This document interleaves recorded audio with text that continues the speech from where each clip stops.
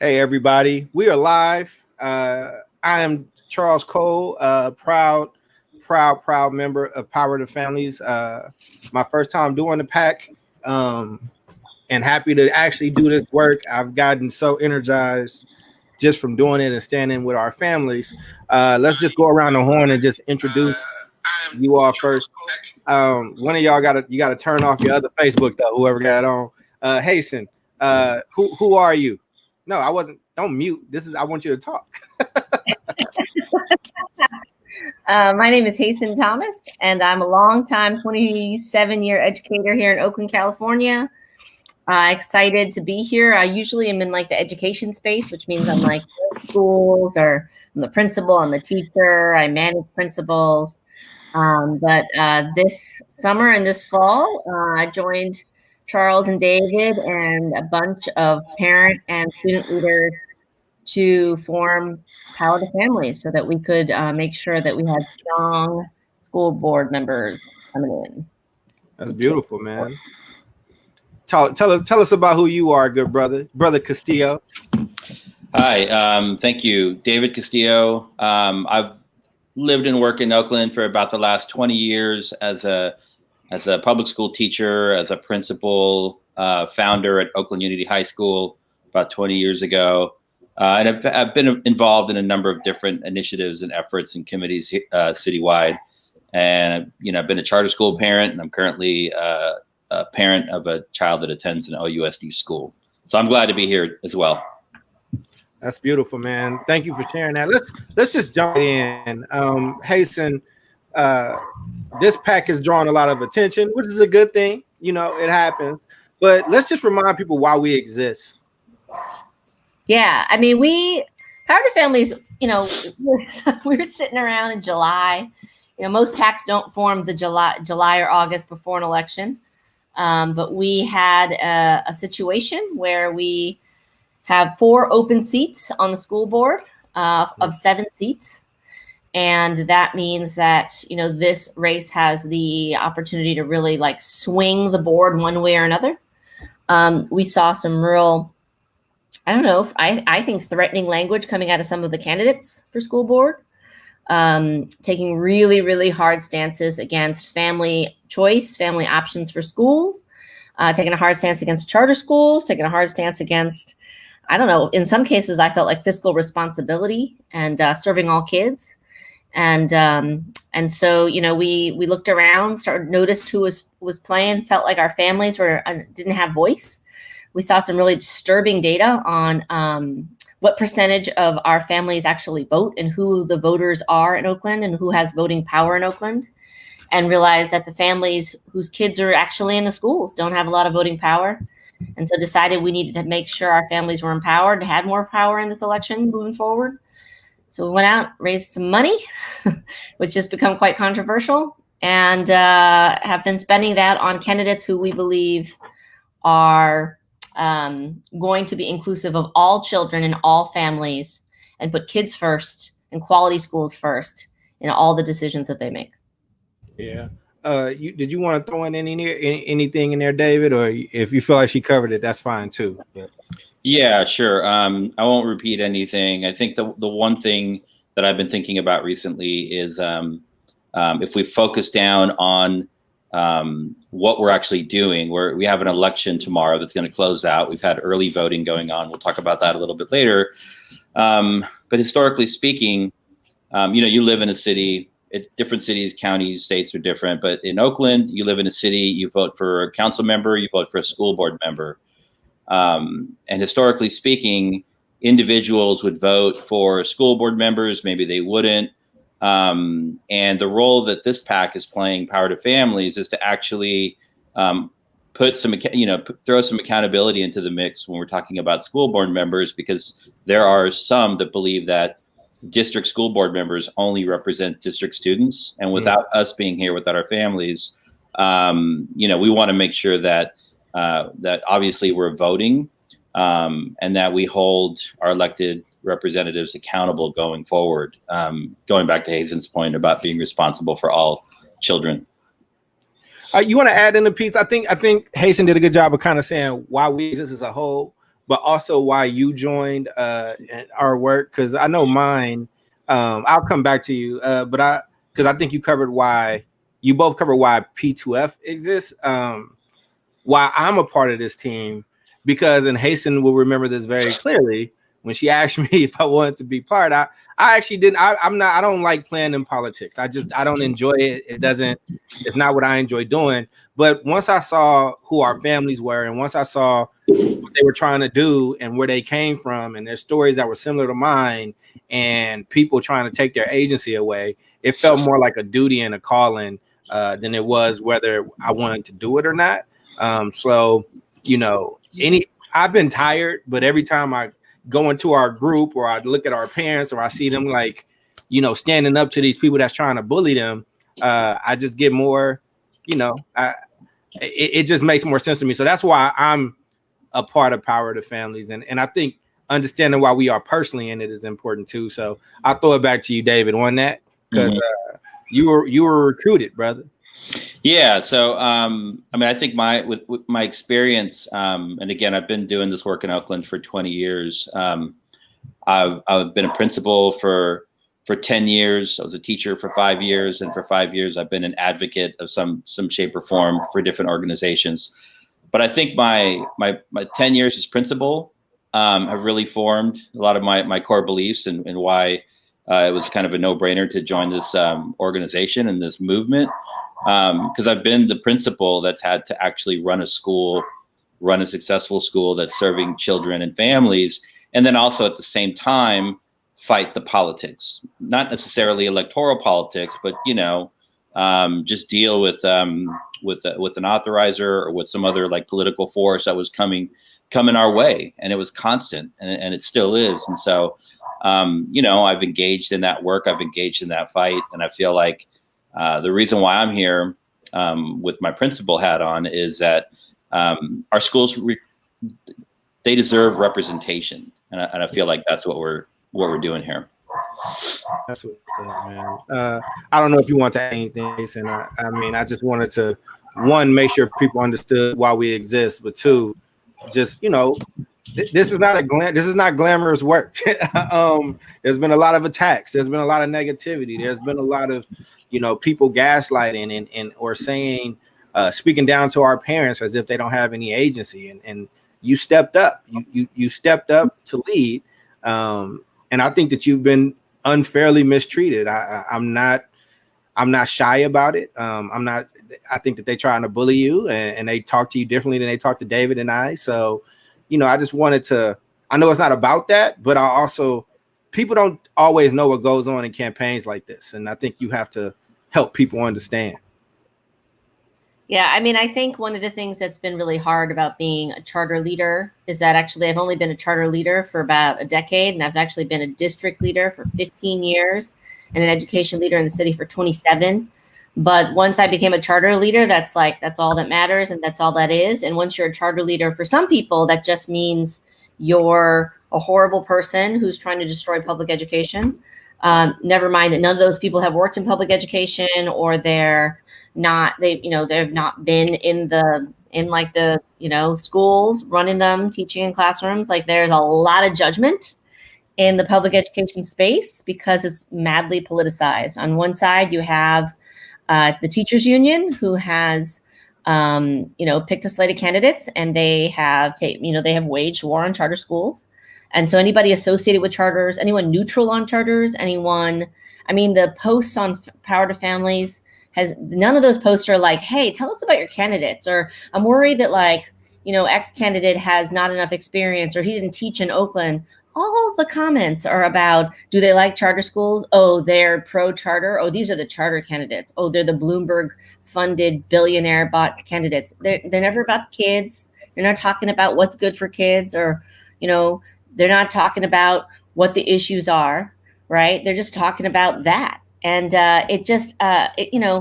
as we bemoan the polarization happening nationally and what this president has done to the country in terms of making us more divided and forcing us to pick, sides, I feel like Oakland is like a weird progressive democratic liberal side of that. We're like, here the sides are you're either pro charter or you're anti charter, and you could be Leroy Gaines and you could be neither pro nor anti charter, but just pro child. But that must mean you're pro charter, because unless you're anti charter, you're hella pro charter. And like it's the most unnuanced, unsophisticated, immature conversation when it comes to the fact that like what we do in these schools actually is between parenting and schooling is our children's future. It's how our children's future is determined.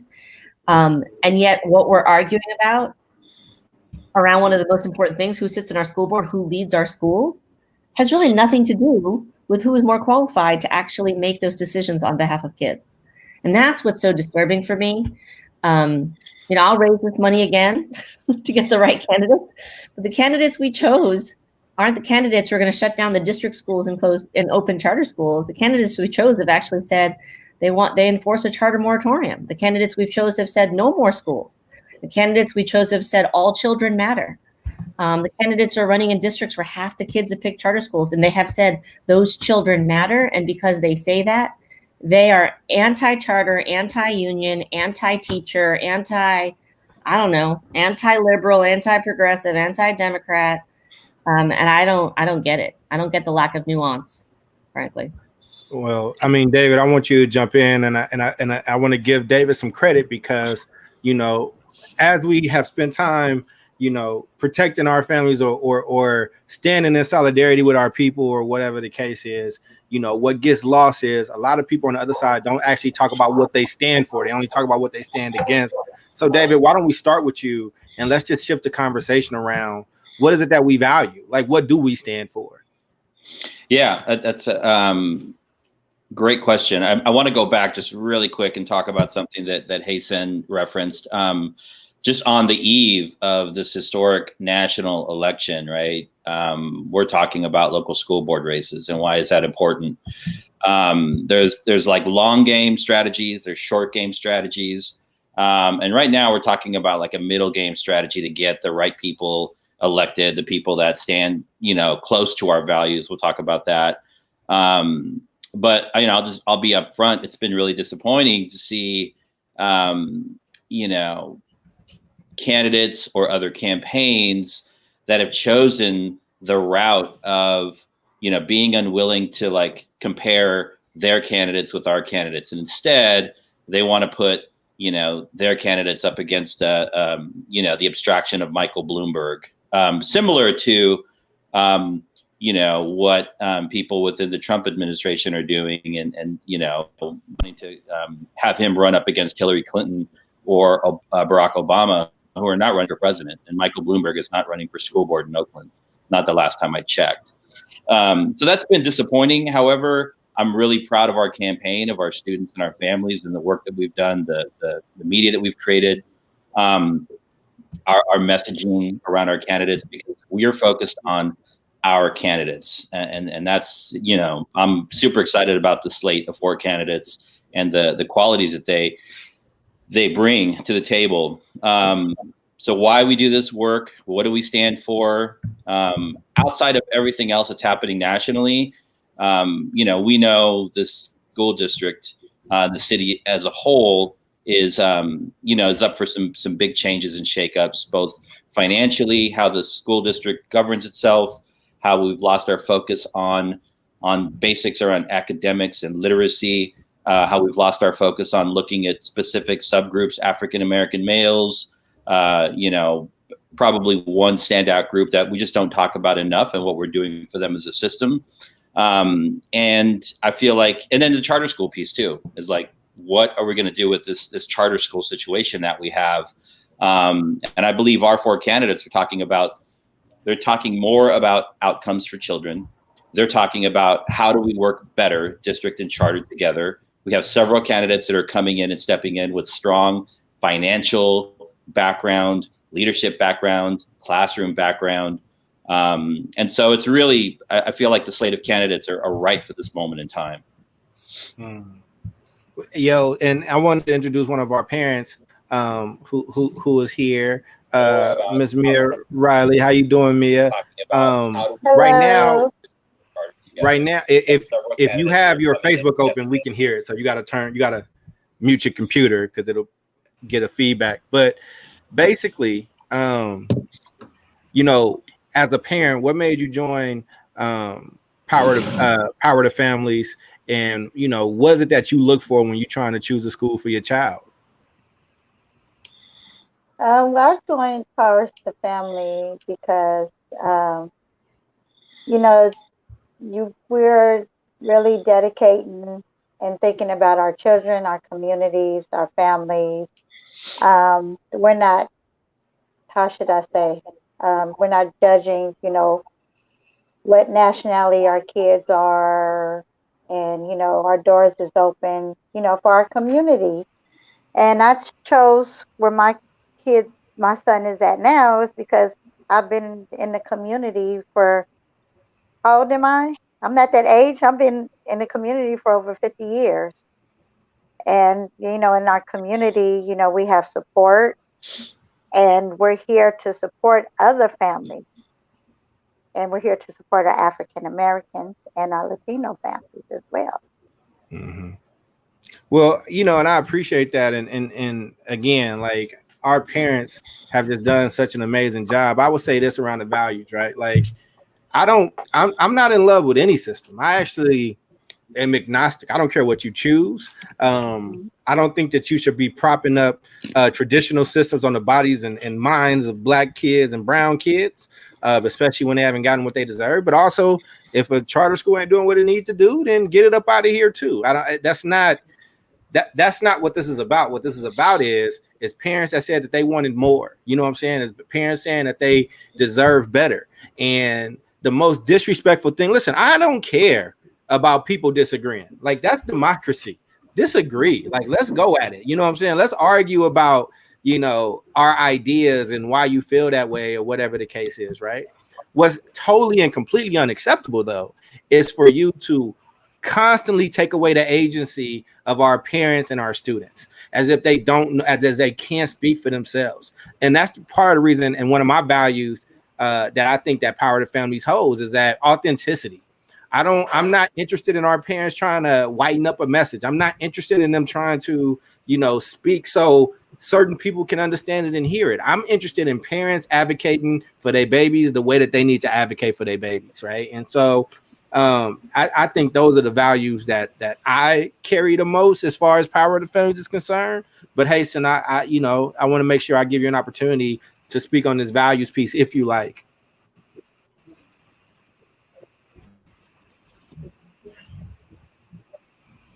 Can you hear me, Hasten?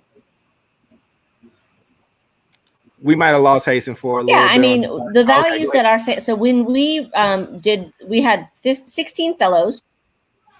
Yeah. Can you hear me? Mm-hmm. Can you hear me? Can you hear me now? Yes. We had 16 fellows at Power to Families. Mia was one of our wonderful fellows. 16 fellows who were parents and students across Oakland, representing just about every district that's up for election this year. And when we were talking through all the candidates, and when we researched the candidates at Power to Families, we didn't do a traditional forum, right? And stack it with questions that are that were important to us. We actually did much more research than that. We actually went and had our fellows go and look at the candidates' websites and look at how they answered questions in different forums.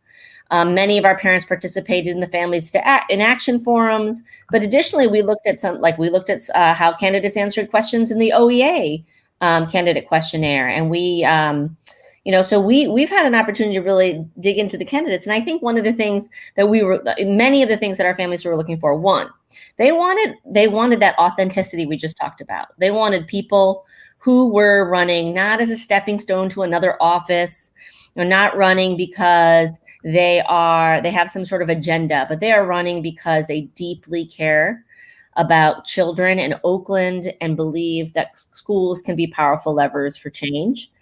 They wanted people who had skin in the game, people who had experience in the public school system, people who had been teachers, educators, people who had proven track records. Like, if you've been a teacher, were you a good teacher? If you've been a principal, did you actually close the achievement gap? Have you ever done anything like our candidate in District 3, Maya Edgerly?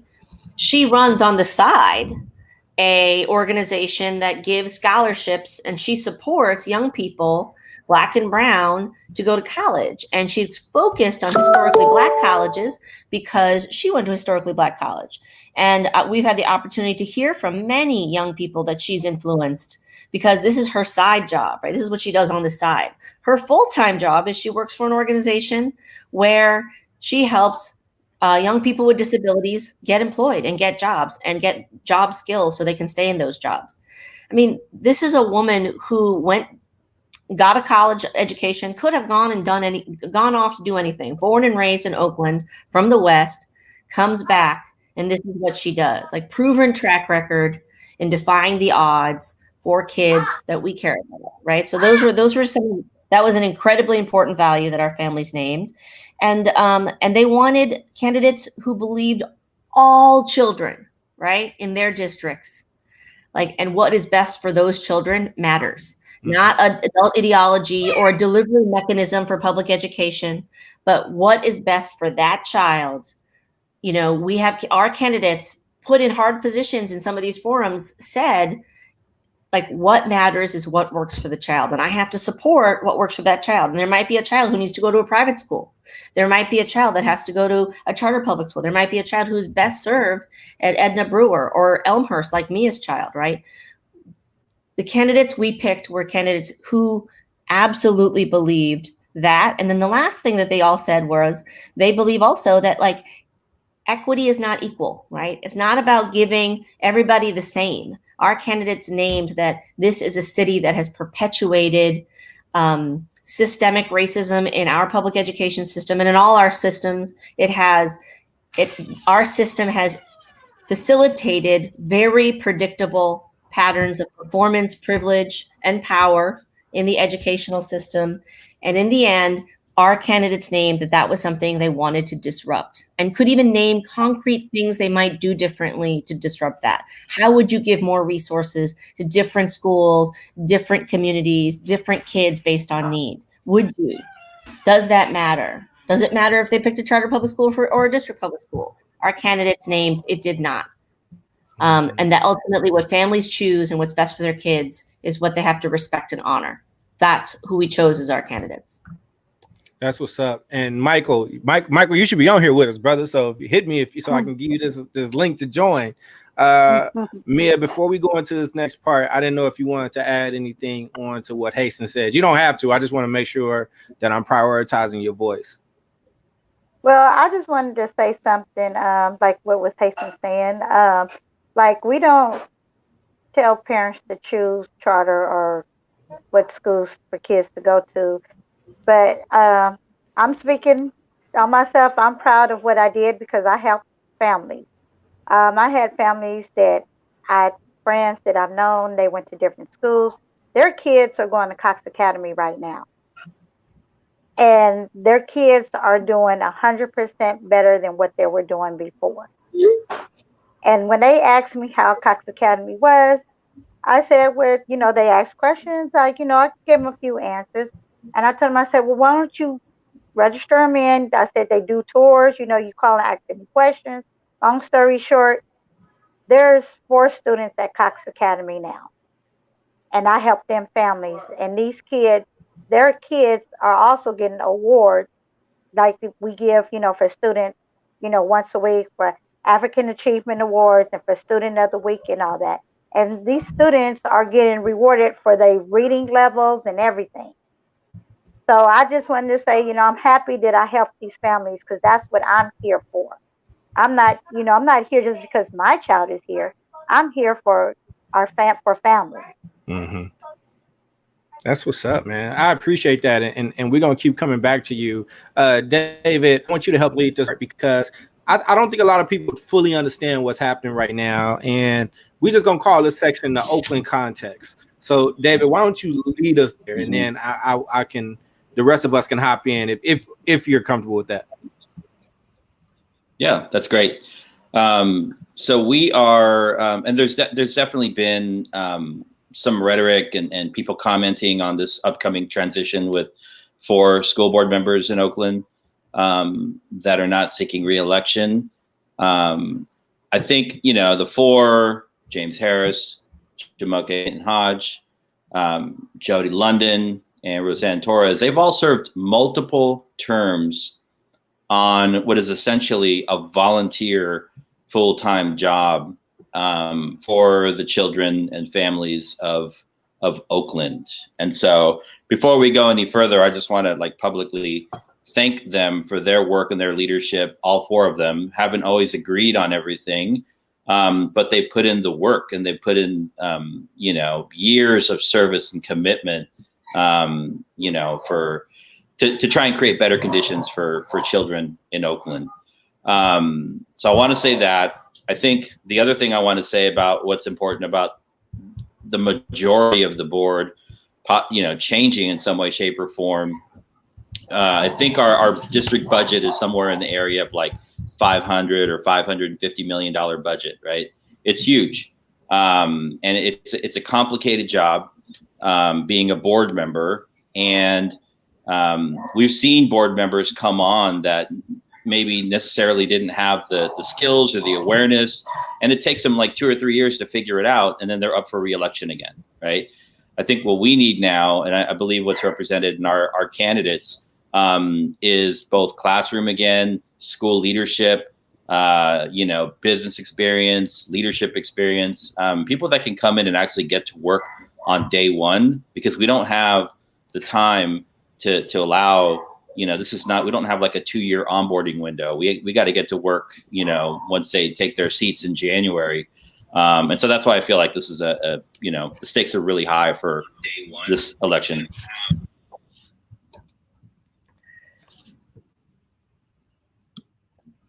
David, I want to really appreciate that you're a very active member of the public in school board meetings. The school board has traditionally not been a place where people have been, they're not showing up a lot, right? So I think one of the things that's hardest about, being a school board member is you don't really actually hear from the public very often, except when you go out into the community. And I do think that our candidates are, the outgoing school board members have done a good job of that. Some of them have been representing their districts for a decade or more.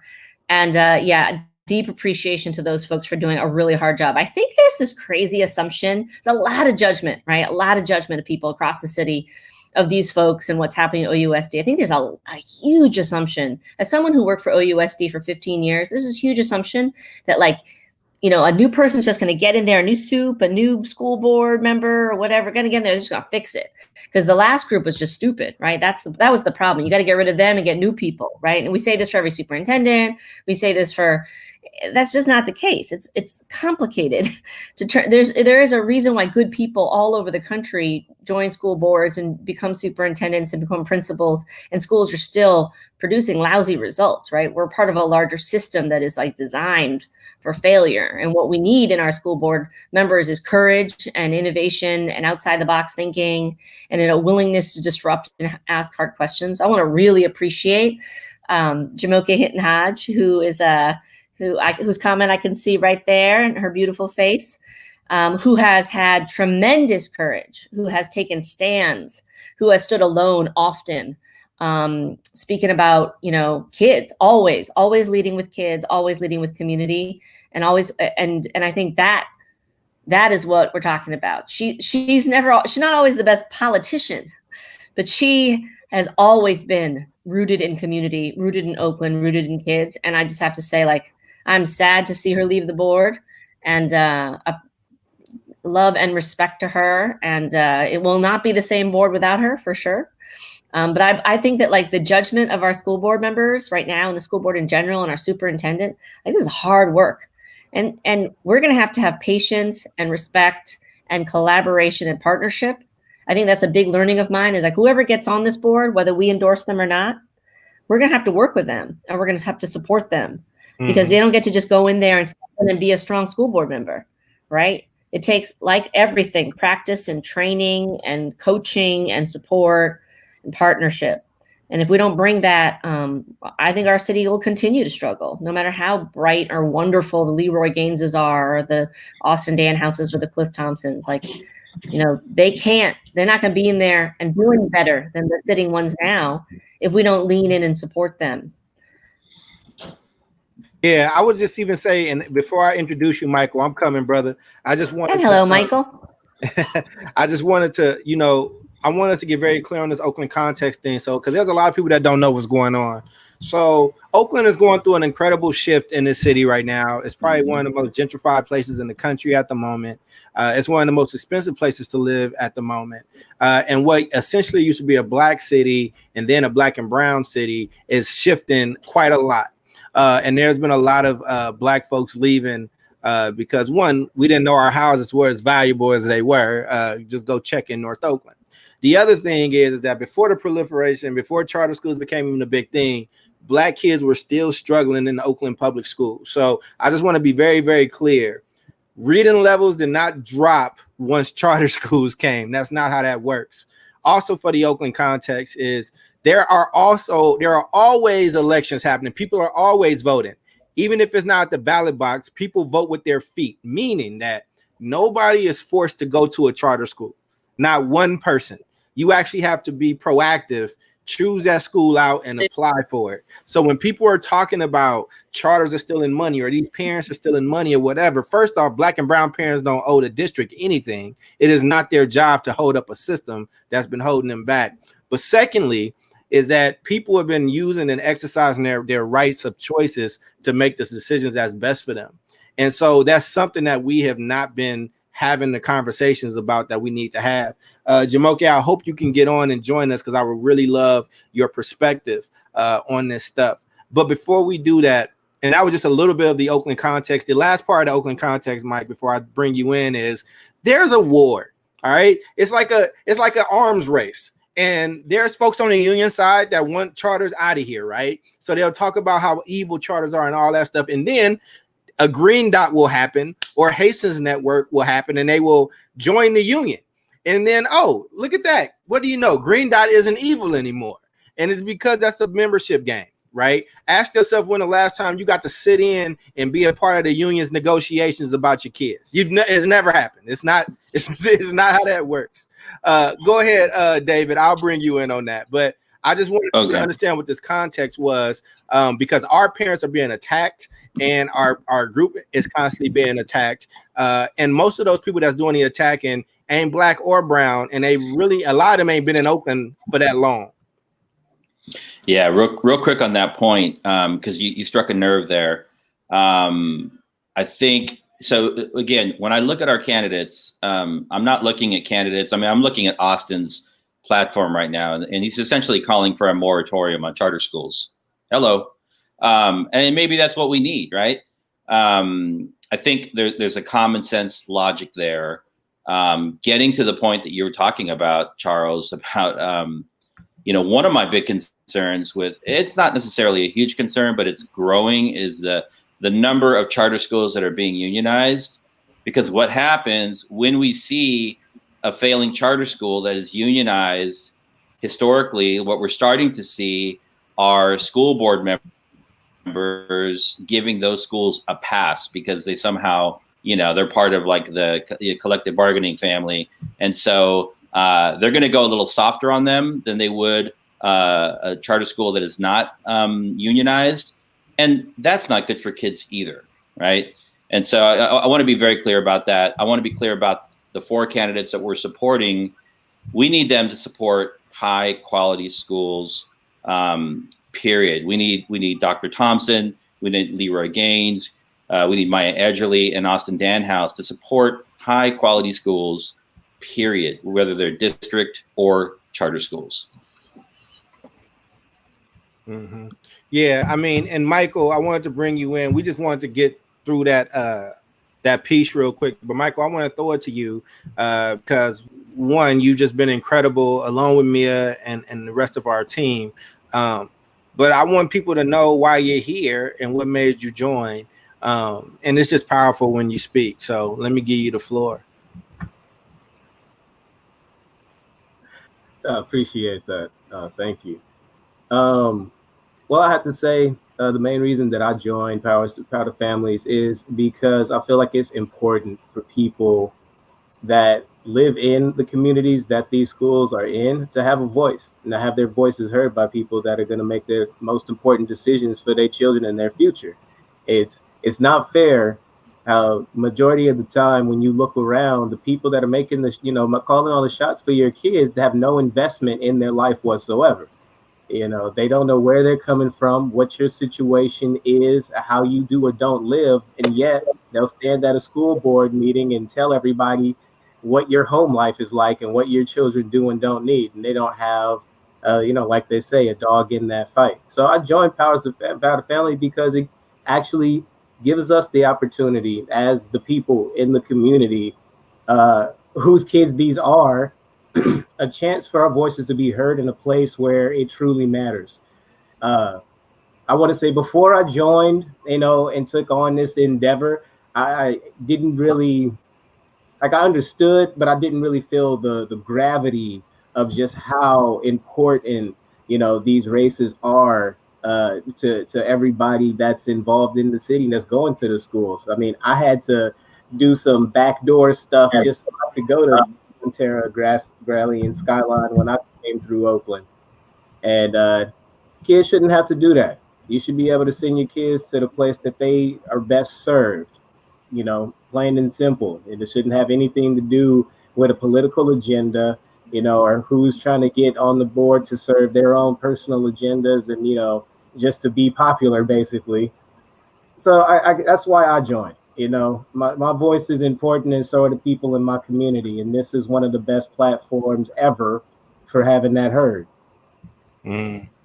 That's what's up, man. David, and I just want to appreciate you for helping bring this together the way that you did tonight.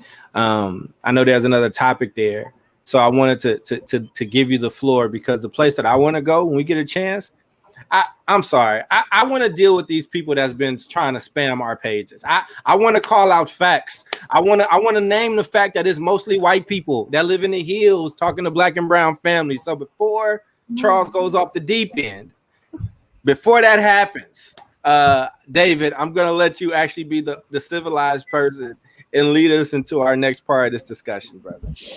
All right. I'll do my best to be civilized. Well, you don't have to be. I mean, this is why we built this. The other reason we built this pack is because some of y'all just been talking too nice. Some of y'all just been thinking it's sweet in these streets, and y'all ain't met real Oakland parents. And so that was another reason why I joined, because no muzzle. But go ahead, David. I need to muzzle myself. Let me just mute myself. Go, David. I'll be clear. I'll be civilized just for this next little part, and it's going to be short just because it's not very controversial.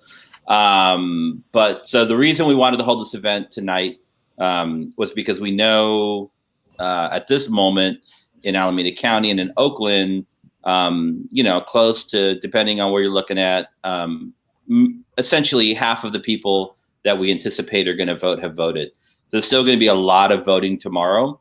There are a lot of people that are just now figuring out tomorrow's election day, and they're opening up their mail-in ballots or whatever they have.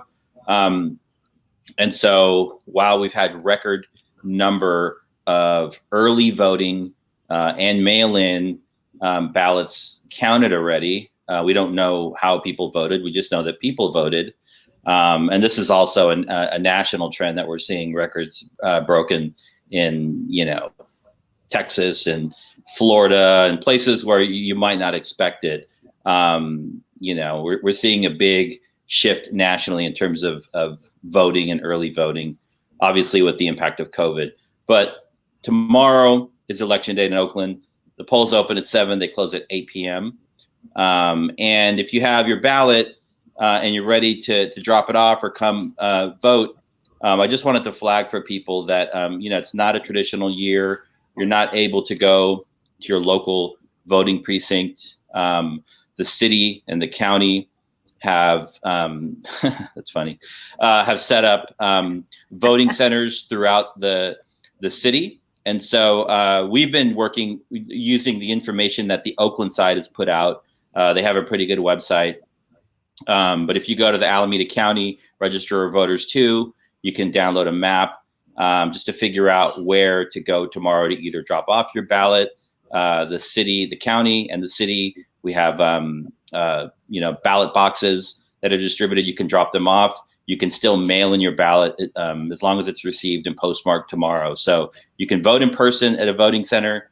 You can still mail in your ballot. It'll still be counted once it arrives, as long as it's postmarked by tomorrow. And you can drop off your ballot in one of the county's designated drop boxes that are located within the city of Oakland. So just some information for people regarding what to do tomorrow, because there are a lot of people that have not yet voted. And hopefully that information is helpful. So there you go.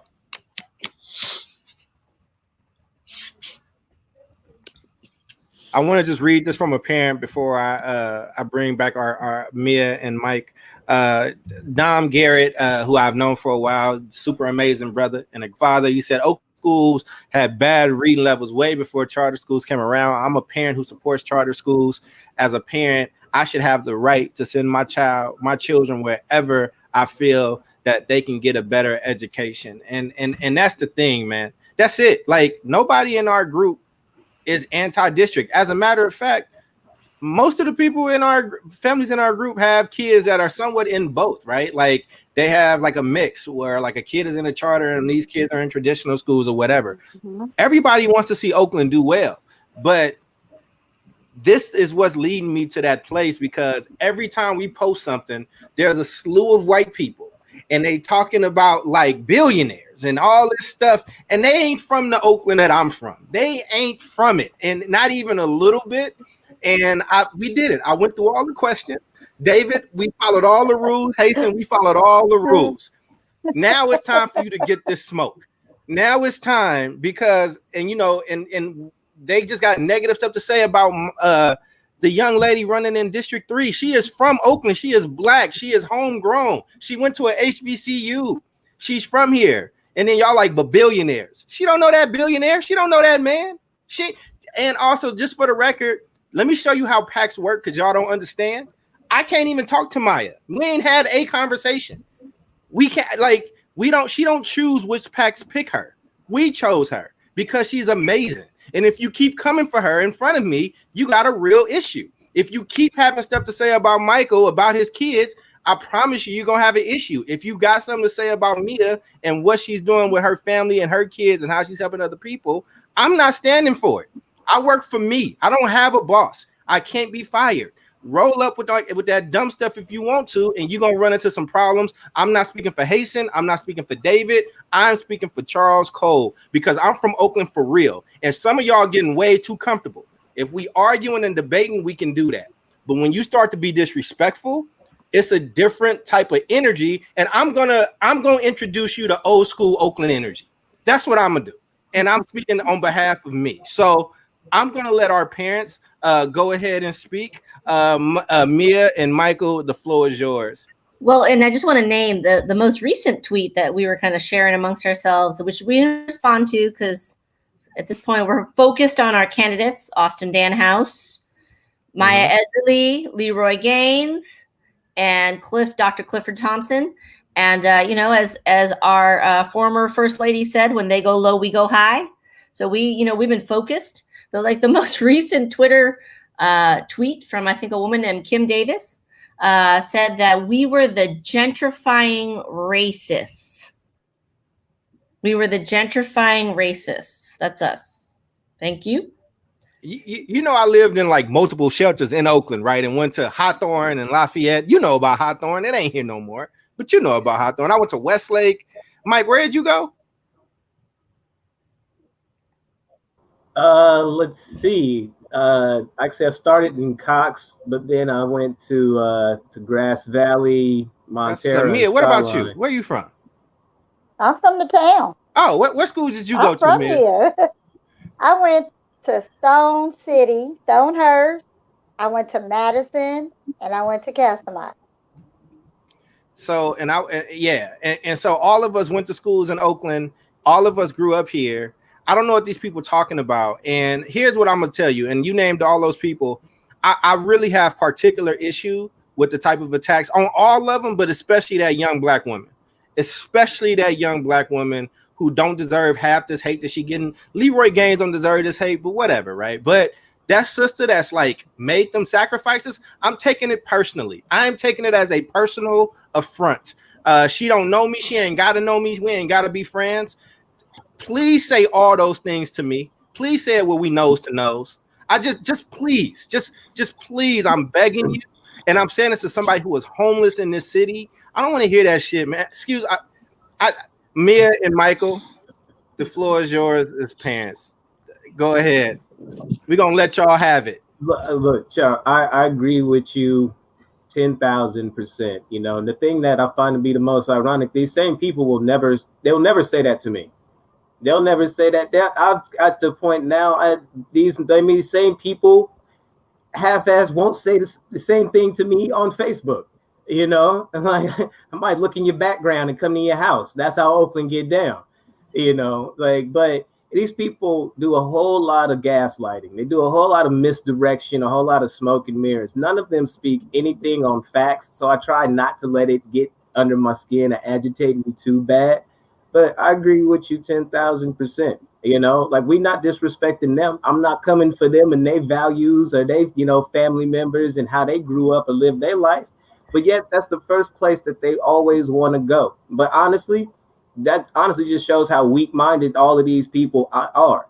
You know, you don't give an opportunity for somebody to actually give you an educated opinion. But first off, you don't expect any people that look like me to be any kind of educated. We can start there. You know, so you just start talking off base and off the wall, expecting we can't fact check you on the spot, you know? And again, Oakland spirit, I will check you on the spot every time. Like, so don't keep coming for me and my people. It's not a good move. Mm-hmm. Go ahead, Mia. I said what Michael said, no? How could I say? See, I get a little upset, and I'm keeping 100. You know, like you said, how, excuse me for saying this, but how white people, how could I? I'm trying to say it the right way. I'm just trying to have the respect, because I don't know if my kids watching and stuff. But my thing is, don't come for us. Don't do that. Because I'm gonna put it like this. The way I see it, we got this power. We have the power. That's how I feel, and they get scared. That's how I'm gonna put it. They don't like it, because we're coming out and we saying what we need to say, and they ain't feeling it. We keeping it real. We keeping it 100. We are here to support, and they don't like it. They don't like it, and you ain't gotta like it. But though, like you said, Charles, and like Michael, like you said, don't come for us because you don't want it. And don't come for me and my kids, because I don't play about my kids. Sorry. I'm really going a little Oakland here, and I shouldn't. But don't come for me and my But this kids. is the thing, though, right? This is the only reason. This is the only reason I agreed to do this pack. I only think that was my one caveat is we got to be able to be authentic. We got to be able to have the conversations that we would have if the doors was closed, right? And like, you know, and here's the thing, right? We're in a moment in time where police unions are under scrutiny, and they under scrutiny because the country is starting to see them as a rest haven for white men that get to abuse and murder and kill black and brown bodies with no levels of accountability. And I would say right now, and as somebody who loves and respects unions or whatever the case is, I would say that same type of microscope should be afforded to the teachers union. And I think people are starting to see that it's a majority white woman membership that has been allowed and not held accountable for the minds of black and brown children. I think that those things work in tandem, and I think I get to ask some questions. I think I get to hold some stuff accountable. And I don't love charters. I don't love traditional. I don't love private. I don't care. Use whatever's going to work for your kid, but you're not going to take Mia's choice away, and you're not going to take Michael's choice away. And David, I'm going to come to you right now, but I want to just say this point by saying, and I mean this, man, like, where was y'all at when we was being failed? Where was your voice in? What was your voice when they was calling me a mini thug at Lafayette? What was your voice when the principal and the AP was chasing us down the street because there was a fight that was happening and they was like just ganging? They was just pushing us up against lockers or whatever in middle school, right? Like, where was y'all at when we got like less than 10% or 5% of black kids that was actually reading on grade level? Y'all wasn't around then. You know what I'm saying? So I don't want to hear it, man. I don't want to hear it. But David, go ahead and jump in before I have a heart attack. Yeah. Well, let's hope you don't have a heart attack. Right. Let's start. We're going to start there. Yeah. So I think, what I can add here is I was the principal of an Oakland charter school that was integrated. There's a conversation about integration that's coming up. It's happening right now. And I led a charter school that was, essentially fully integrated. And very quickly, I learned that this 20% demographic of this school was taking up 80% of my time, right? So like most of the energy that was coming at me was coming from mainly the white moms, right? And I had to like balance out how I listened, how I responded, how I accepted appointments to ensure that I was listening to everyone, because it's easy because they were the ones that were, constantly knocking on my door, demanding my time. And I'm like, this is not equitable. I need to be listening to all the families. I need to reach out to the families. So I had that experience. Looking at the district as a whole, we know that about 10% of kids are white. Charter schools, it's even less across the city. But mainly what we hear on the networks, on social media, and some of these individuals who I won't name, you've named them,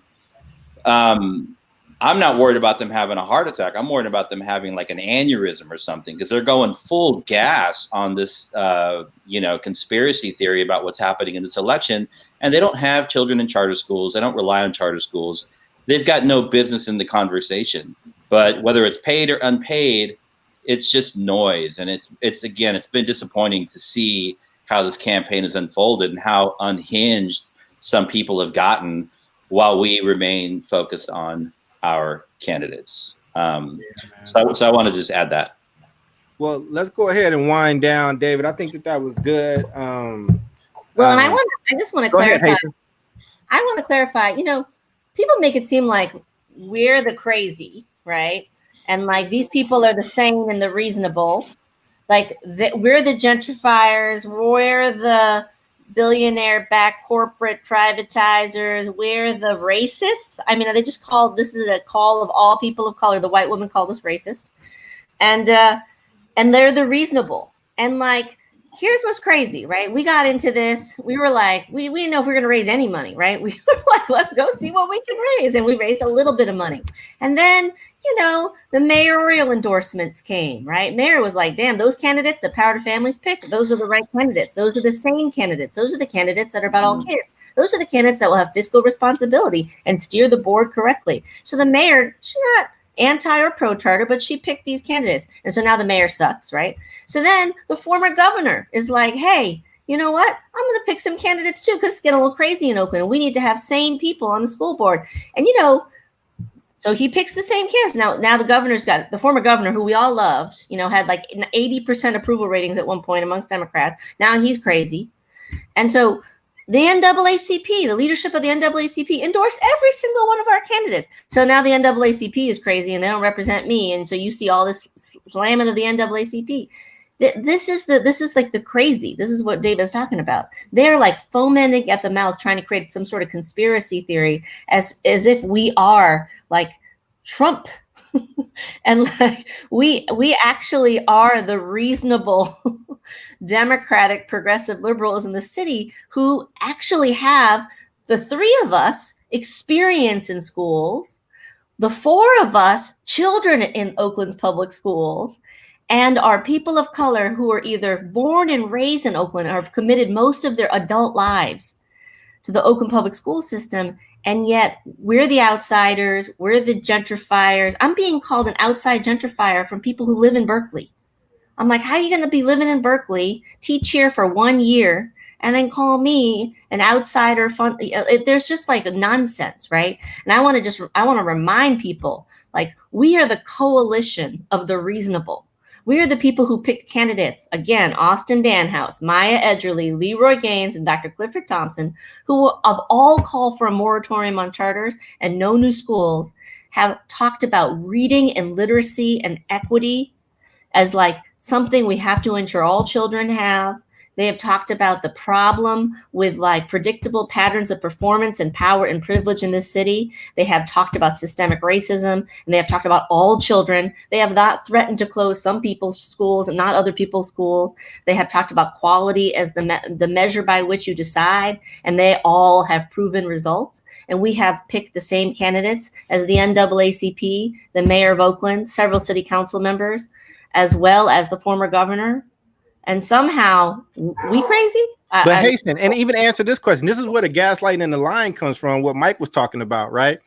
When is the last time OUSD has actually approved a new charter? Well, let's see. It's been years. How long, David? When?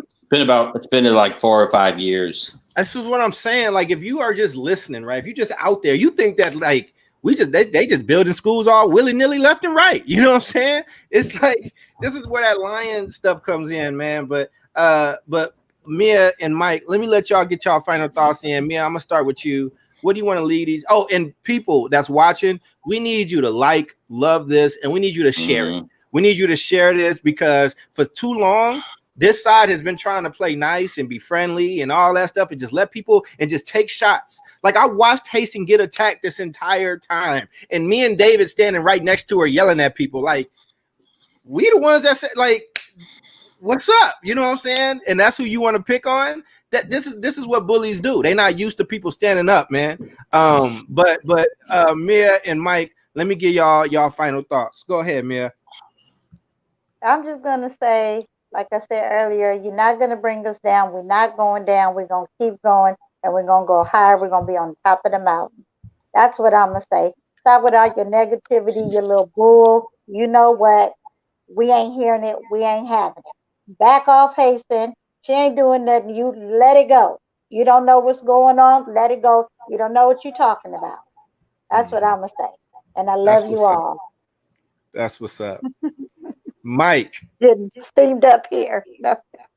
You heard the lady. You just got your sound just went way down, Michael. We can barely hear you. You heard the lady. You heard me, and don't play with her. You have to come and see me if you do. I just wanted to say that being a part of this has been an incredible opportunity. Being able to really see this political process for what it really is, and just how many people try to play a mind game with their everyday voter, or just your casual person who doesn't really, might even have something invested, but just doesn't do the diligence to do their homework or don't know any better. And people really try to mislead them. And if you don't know your facts and you don't know what's going on, it would be very, very easy for these people to confuse you. And get you, to support all the wrong causes, not knowing that it's going to hurt you in the long run. So being a part of this has been tremendously powerful and empowering. And I believe it's the beginning of more movements to come. That's what's up, man. Thank you, man. I appreciate that. David. Yeah. So the one thing I want to call out here, even with us doing this event tonight and the previous events that we've done in this campaign, is that we are pushing the envelope on transparency and like politics, and actually having real people, real families, real former OUSD charter school parents and students, here to engage with people in the chat, however we do that. Other PACs that are participating or not, they're more mysterious. You don't know who they are, or they're just not creating these forums to actually have a conversation. So I want to appreciate all of us for that, and Power to Families for changing the game. The election's going to end tomorrow night, maybe a couple days after tomorrow night.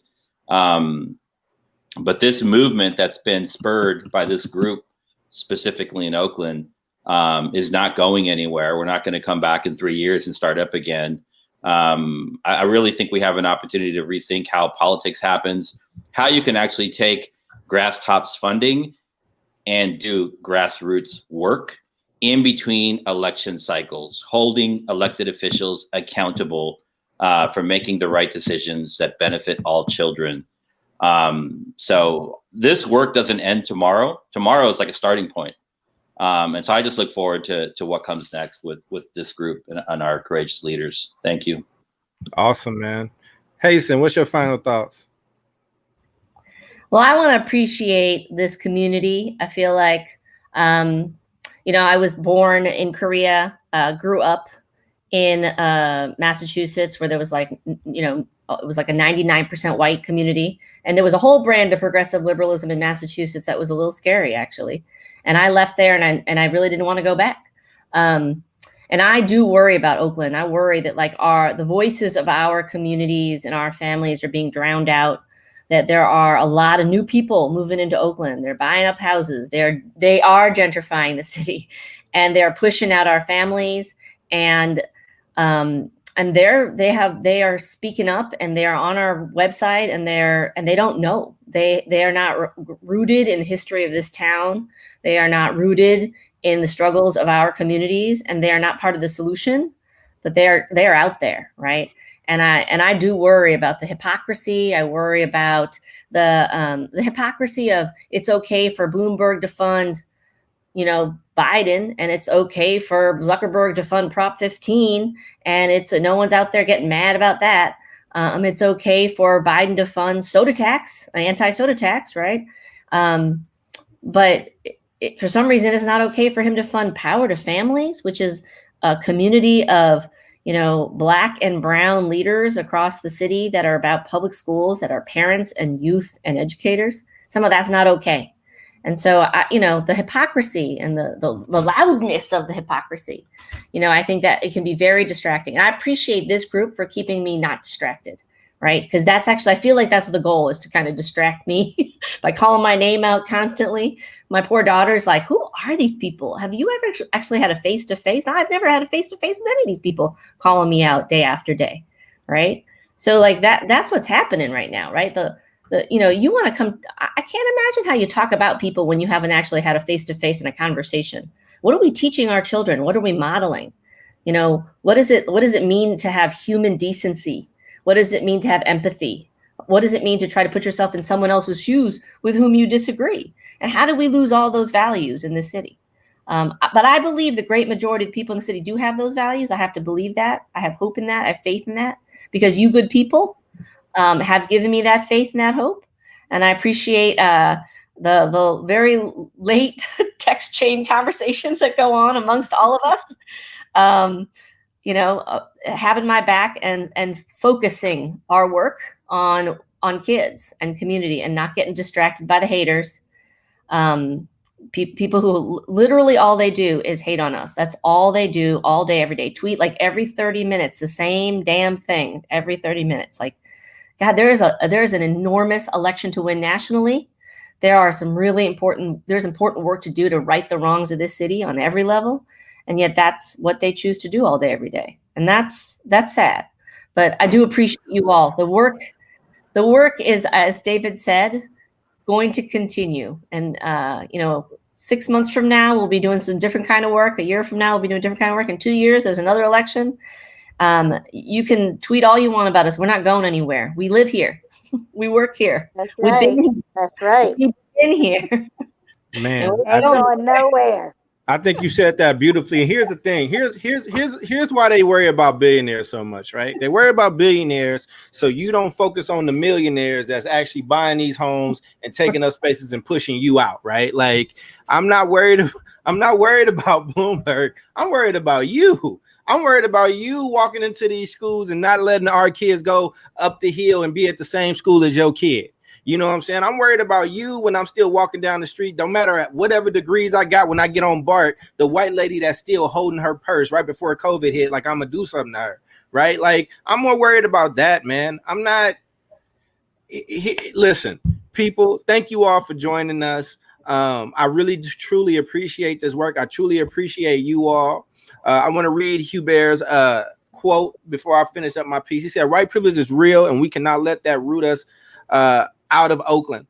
We cannot let white entitlement overshadow our community's needs, especially the needs of brown and black kids. We are here and we support y'all. And the reason why I think that that's an important thing to say is because in District 1, white folks have 80% of the vote and 20% of the kids. Okay. This trend is duplicated in other districts across Oakland. All right. So look at some facts, man.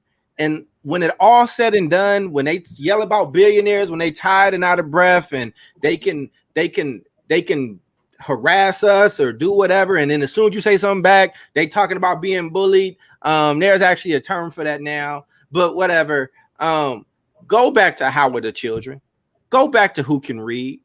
Go look at our A through G scores, and go look at which schools actually are not just graduating black and brown kids, but actually getting them into college. If you graduate with a 3.0 in Oakland in California, you are promised entry into a CSU university. And guess what? We got Oakland kids that's graduating with 3.2s and 3.3s, and they ain't A through G eligible. So focus on that, right? And I just felt like y'all needed some old Oakland energy, and I'm here to give it to you. So with that being said, on behalf of David, Mia, Hasten, and Michael, I am Charles Cole. Thank you all for joining us, and go vote, and go vote. And whoever wins tomorrow, whoever wins, whenever it's all tallied up, Power to Fans will be there to support you, will be there to push you, and will be there to partner with you, because at the end of the day, it's not about us. It's not about egos. It's about making sure that we got what we need for our kids. So whoever wins tomorrow, I will be rooting for you. Y'all have a good night.